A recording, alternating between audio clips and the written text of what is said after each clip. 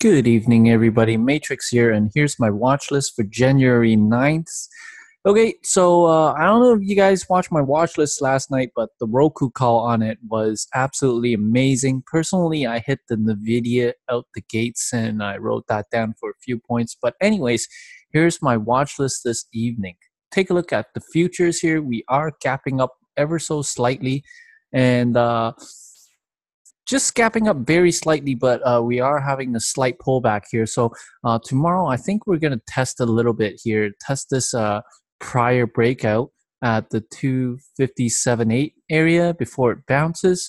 The end is near for this run up, in my opinion. We have major resistance at this 2600 area.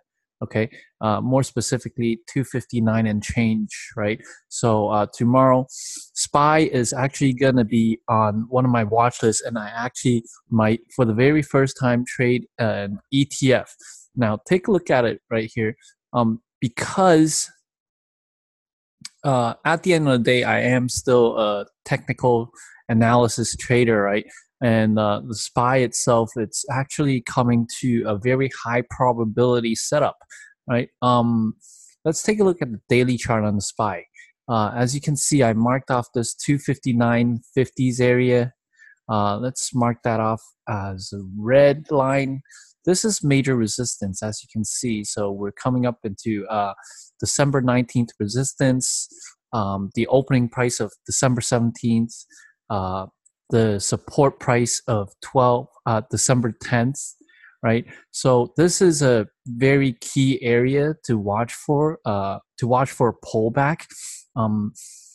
Knowing that being a trader, we trade high probability setup, and as a technical analyst, I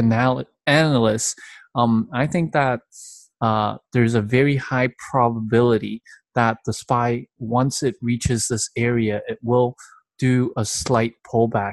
Now, since we are gapping up, I'm looking for a dip and rip, kind of like what we had today, basically a gap up, dip and rip.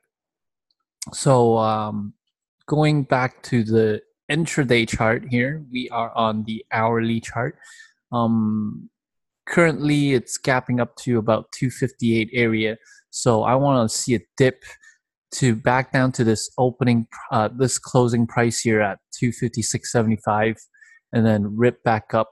You can see there's a very nice uptrend line that it's been following for the past few days. Although the volume is very low, the grind up is getting the grind up is slow, right?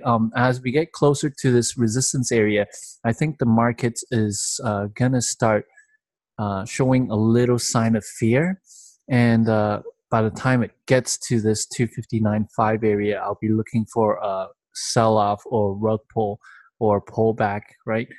So SPY in itself will be on my main watch. Okay, get that out of the way.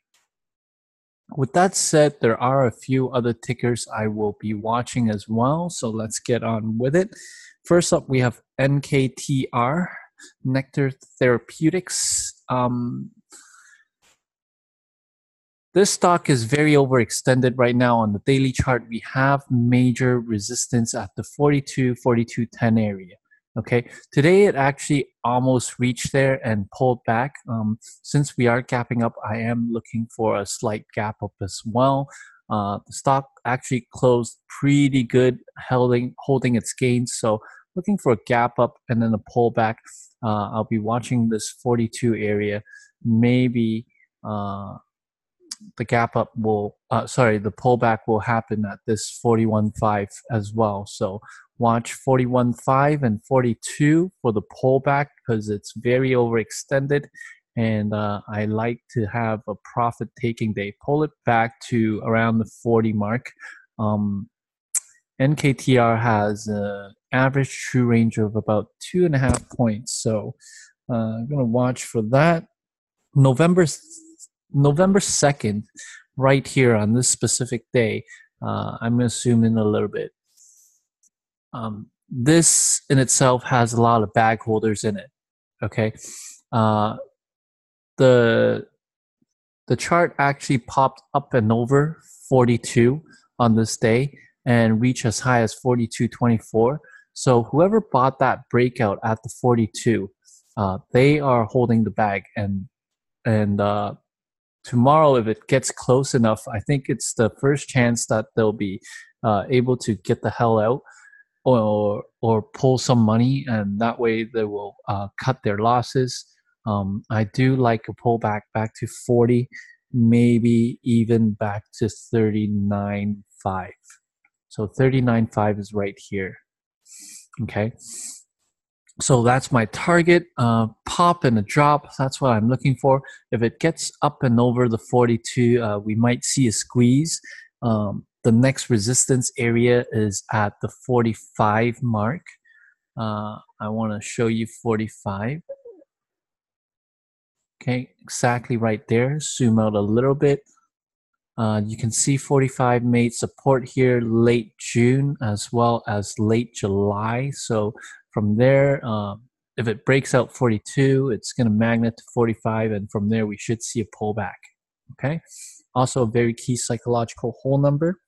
The plan is gap up, pop and drop, target 39.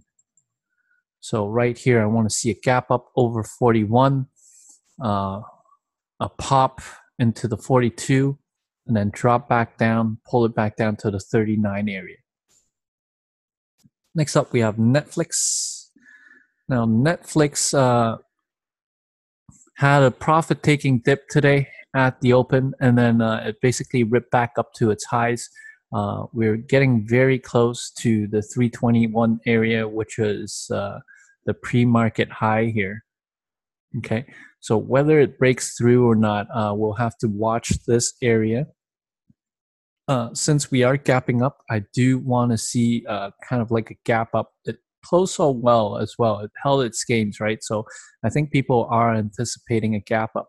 So if the stock gap up and over, I think whoever bought here late day, especially around this VWAP area and around power hour, they're looking for that profit take, right? If this stock spikes out the open, they will take some profits. So it's going to dip when they take profits. I'm looking for the dip to hold at around the 316.5.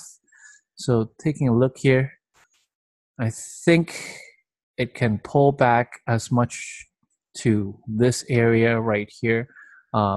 Netflix is a very fast mover. 316.5 is also the high of yesterday, I believe.